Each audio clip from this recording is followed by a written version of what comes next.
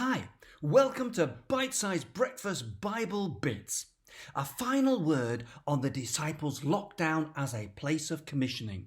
I made the point yesterday that the church is to be viewed as a fishing boat in which we are all called to serve. Peter tells the church in 1 Peter chapter 4 and verse 10, each of you should use whatever gift you have received to serve others as faithful stewards of God's grace in its various forms. What I say today is to encourage you in whatever it is you do to serve Jesus. Sometimes we can all get discouraged. We live in a society which constantly encourages us to look for likes, kudos, shares, follows, retweets, and when we don't get them, we despair. But as followers of Jesus, we have a different mindset. We're awaiting the crown of glory. Jesus will present to us on the day we see him the voice of Jesus that will say to us, "Well done, good and faithful servant. You have been faithful. Come and share your master's happiness."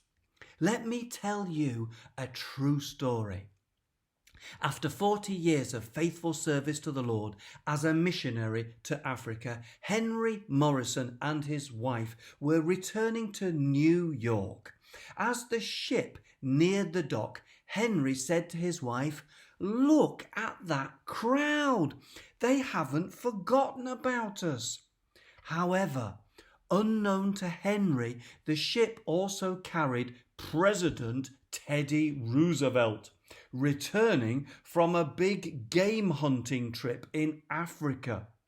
Roosevelt stepped from the boat with a great fanfare as people were cheering, flags were waving, bands were playing, and reporters were waiting for his comment.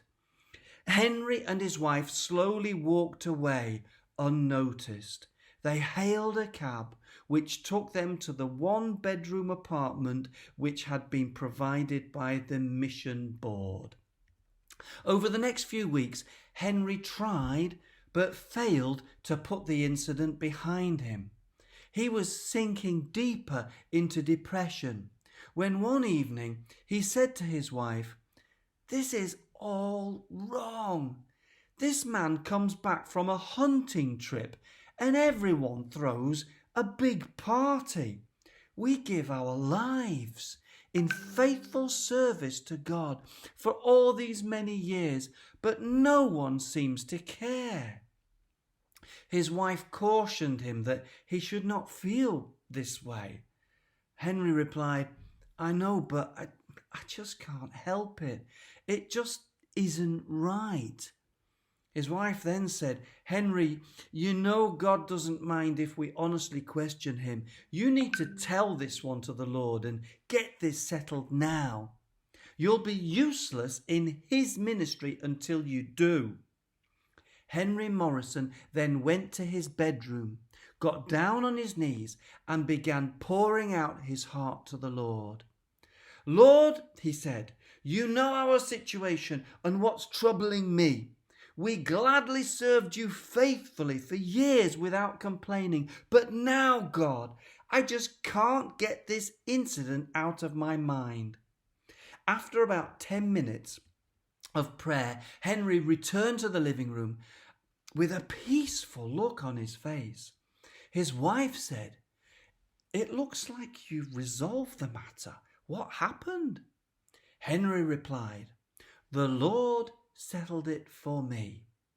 I told him how bitter I was that the president received this tremendous homecoming, but no one even met us as we returned home. When I finished, it seemed as though the Lord put his hand on my shoulder and simply said, 'But Henry, you are not home yet.' And we are not home yet too."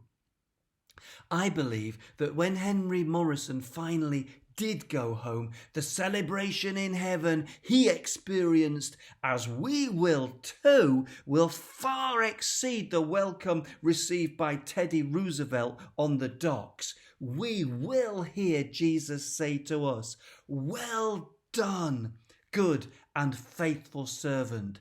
You and I, we are the church.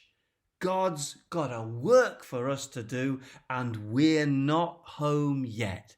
You have a great weekend, and I'll see you on Monday.